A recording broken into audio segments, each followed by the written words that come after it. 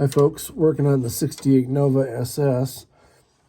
Just redid the motor on it and stuff, and I need to turn the flywheel. I wanted to show you how to use a flywheel turner tool.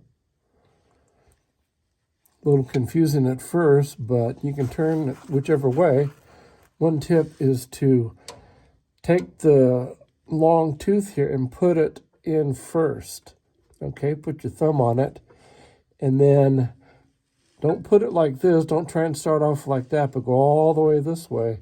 Put it there, and then just move it to a little bit till you get to the next tooth where it fits in there like that. Once you get in like that, it holds pretty well. Okay, turn it like that. Thumb on there first.